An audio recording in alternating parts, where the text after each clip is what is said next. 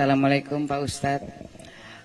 Saya mewakili teman-teman yang bersatu profesi, ingin penjelasan dari Pak Ustadz tentunya.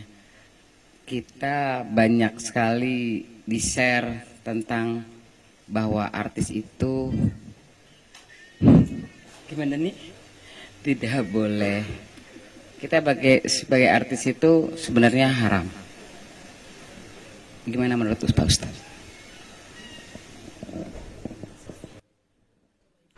Al-aslu fil asya' al-ibahah. Hukum asal segala sesuatu dalam Islam boleh.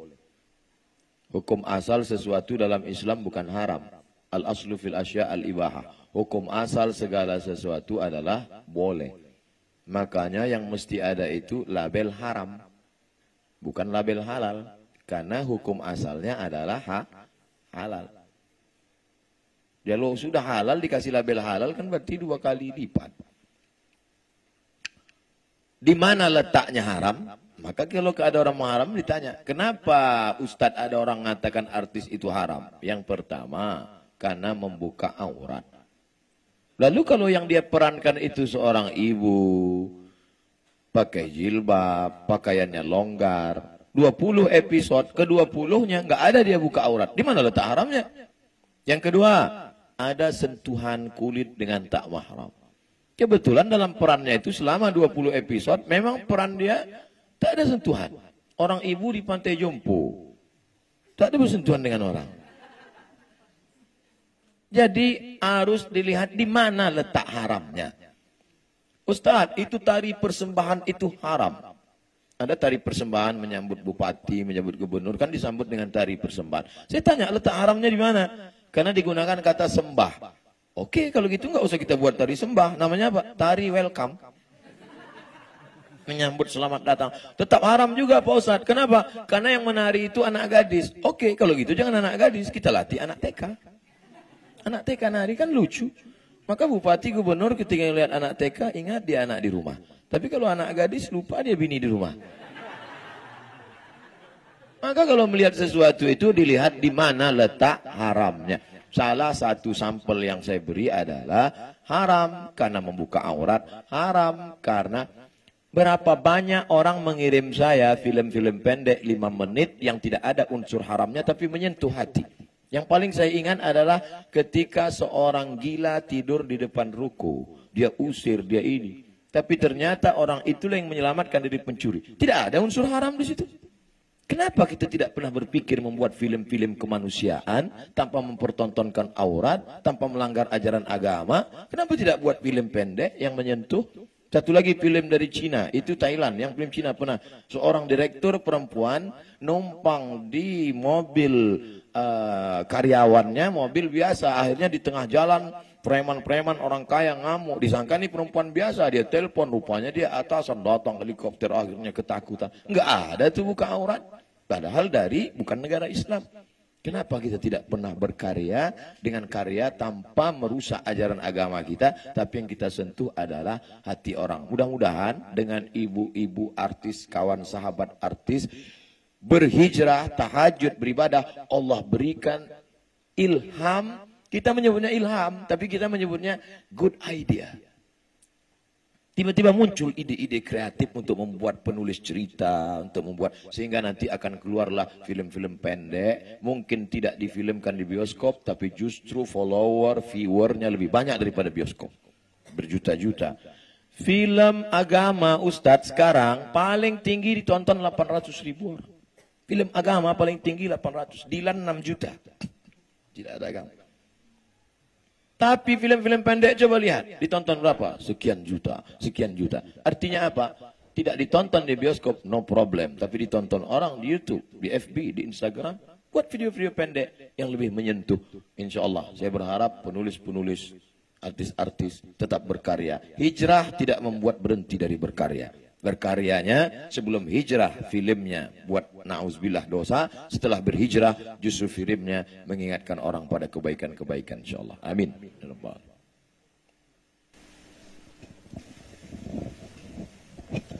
Assalamualaikum warahmatullahi wabarakatuh Pak Ustadz dan semuanya. Waktu zaman jahiliyah lah istilahnya ya, kita kan belum berhijab gitu.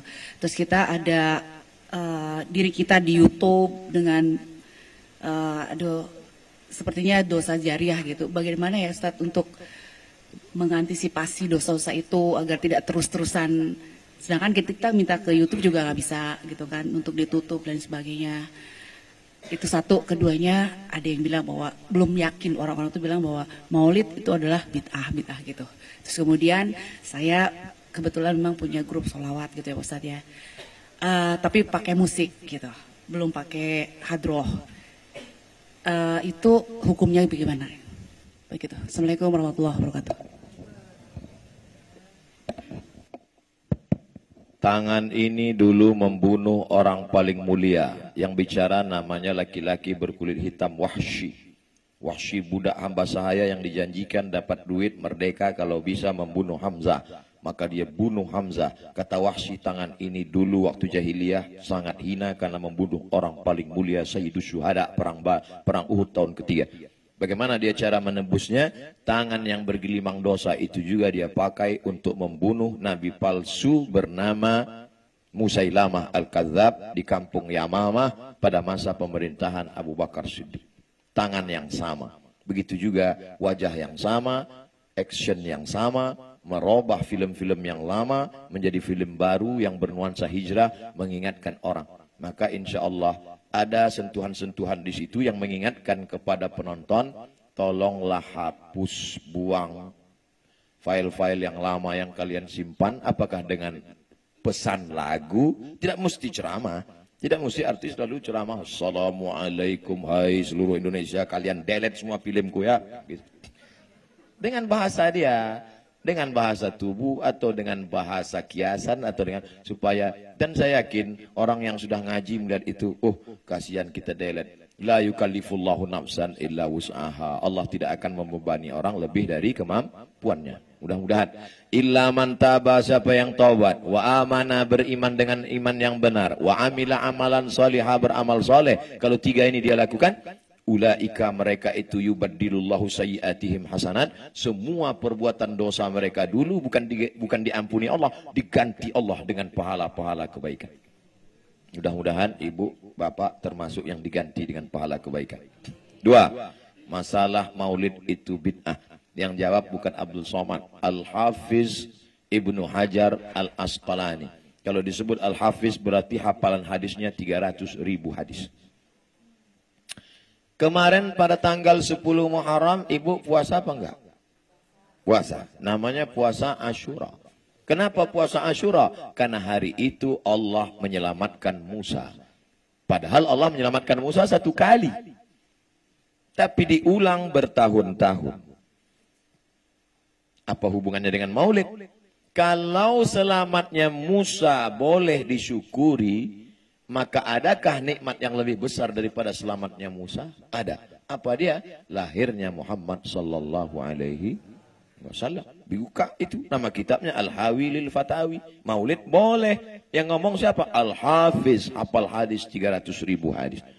Ada ulama hafal hadis 300.000 hadis mengatakan maulid boleh. Ada ustadz hafal 3 hadis kalau laptopnya hidup. Al-ilmu fil laptop. Tiba-tiba membid'ahkan maulid. Saya nggak maksa ibu bapak ikut saya, tapi saya cuman mau ngasih tahu saya ikut Al-Hafiz Ibnu Hajar Al-Asqalani. Bapak ibu mau ikut ustadz laptop 3 hadis terserah. Ada lagi nggak Pak Ustadz? Imam Jalaluddin Abdurrahman As-Suyuti, hafalan hadisnya 200.000 hadis, kitabnya 500. Kata dia maulid itu sarana mengingatkan kita pada Nabi, boleh kalau cukup 5 syarat. Pertama, baca maulid sejarah Nabi. Yang kedua, ada tausiah. Yang ketiga, ada baca Quran. Yang keempat, ada tawasobil haq, tawasobil sob, silaturahim. Yang kelima, ada makan makanan. Karena dulu mereka buat maulid itu bersedekah, memotong kambing 3.000 ekor, memotong sapi 1 ekor, penuh jalanan, dan piring manisan-manisan. Maka kalau dianggap hari ini kita buat maulid, cukup sudah syaratnya. Ada mengenang Nabi, ada tausiah, ada silaturahim, dan ada makanan-makanan.